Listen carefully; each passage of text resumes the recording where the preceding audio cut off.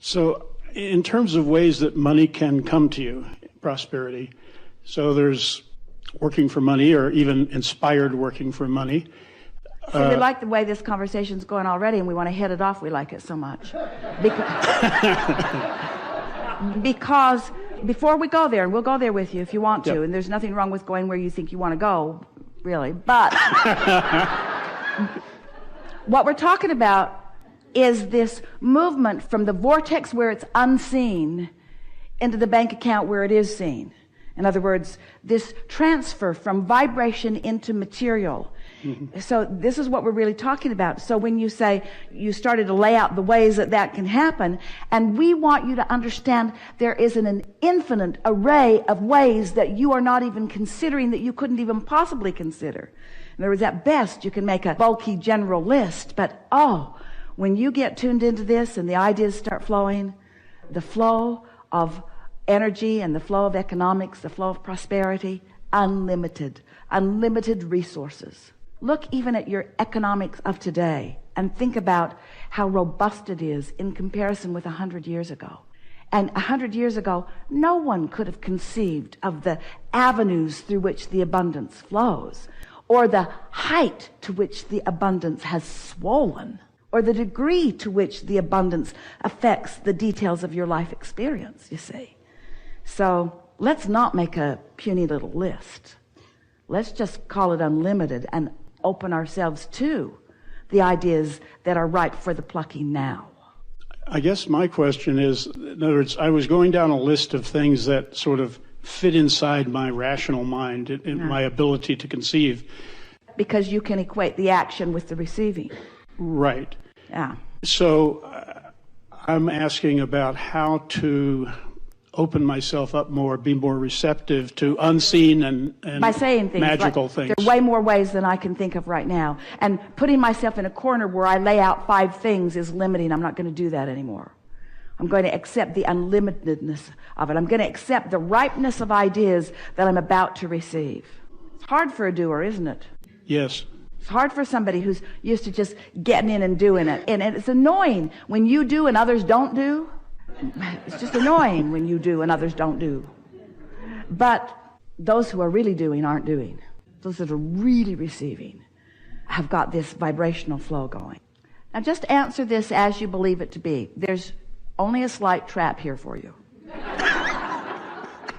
But answer this as you believe it to be. Do you believe that currently your prosperity, and we're talking about financial prosperity, do you believe right now that your financial prosperity is tied to your action? Well, you know the right answer, and everybody else was just quiet.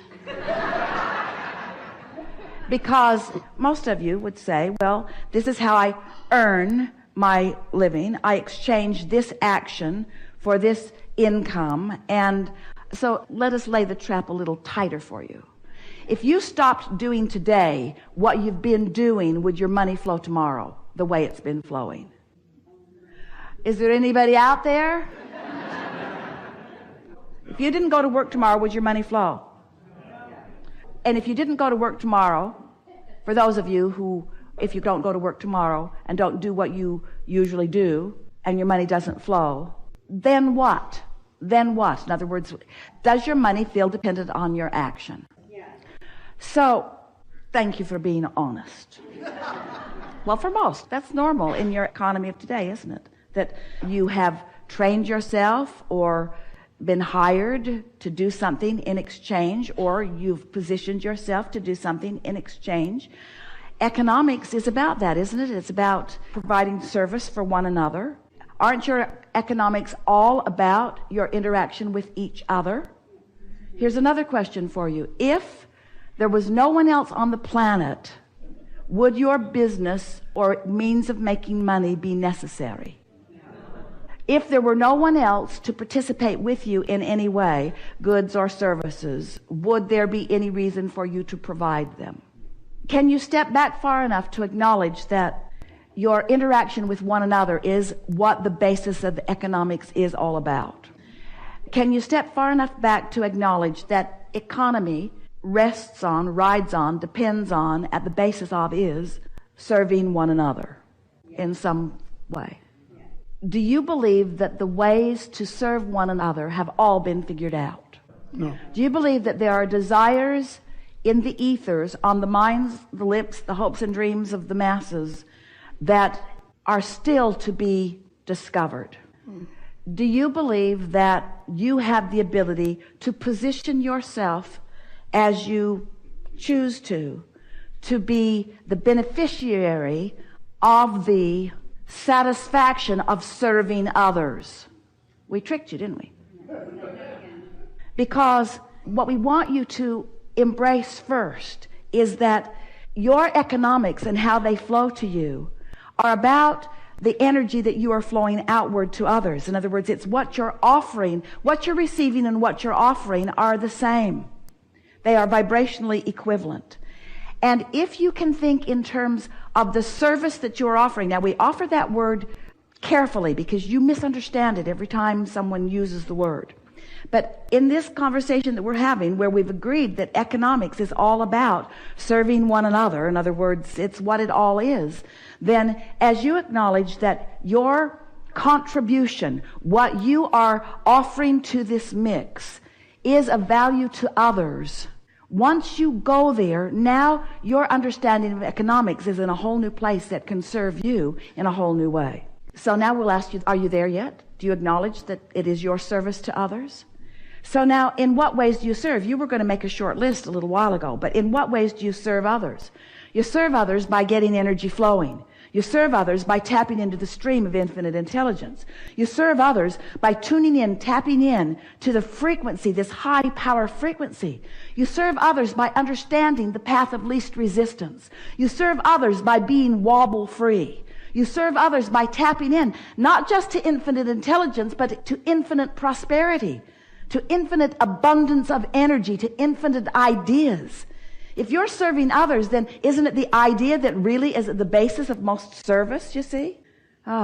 When you loosen up these cobwebs and you start acknowledging that you could be in the right place at the right time, in more conversations, in more opportunities to uplift, if you would put your attention upon the energy that you're receiving, which then you will be flowing. But here's the most interesting thing about economics. We already said it to you, but we're going to say it to you again. You don't get it until you give it, because it is the asking for it that summons it. So when you get into an attitude of service, which is asking for it on the behalf of others, now you open a really big portal, a really big vortex of abundance, you see. And that's really the place that you want to start with all of this. In what ways can I be of value to others? Now let's start generally. Are you of more value to others when you are ornery or happy? Well, that's not a difficult thing to understand, and yet it's usually not a question that you ask in relationship to economics, is it? Because you're thinking in terms of your action, not in terms of your attitude. But your attitude, your mood, your vibration is everything in terms of what you receive and in terms of what you give, you see. So if you're thinking in terms of being the portal through which all of this flows, do you acknowledge that the world is out there asking? Do you acknowledge that their life experiences are what are causing them to identify what the next economic booms will be? Do you know that there are economic booms in the vortex right now that haven't even been discovered by those who will feel the inspiration to provide the response to the boom that is being asked for? So does it overwhelm you to think about being the creative genius that is inspired to that? We're not asking all of you to be the next Bill Gates, but why not? We're not asking you to be the next innovator of the next big invention, but why not? But what we are asking you to do is acknowledge that there is infinite energy flowing, and enough abundance will flow to serve you in the way that you are wanting to be served once you get into this flow of economics. It's all about energy, you see. As much money is coming to you, we're saying money, financial abundance is coming to you as you are asking for and allowing. But what's interesting, as in our earlier conversation, you're motivating yourself to the asking rather than inspiring yourself to the asking. So it's not a clear, open thing that's going on, because in the worrying about what you're going to do with it or where it's going to come from, you block the flow of it. So if you could just concentrate on the fact that the flow exists and on the fact that there is a path of least resistance that is available to you right here and now, if you could just acknowledge that you have the ability to get on this path and you have the ability to receive the flow, instead of worrying about where it's going to be, when it's going to be, who's going to bring it, where it's going to come from, how long it's going to last, how big it's going to be. When you ask those questions that make you wobble, then you don't do either one of those two things. You don't hook up to the energy and you don't flow it towards something that is meaningful to you. That was a big economic discussion, but how does it translate into something that you do something about? It doesn't translate into how you do something about it. It translates into how you feel about money.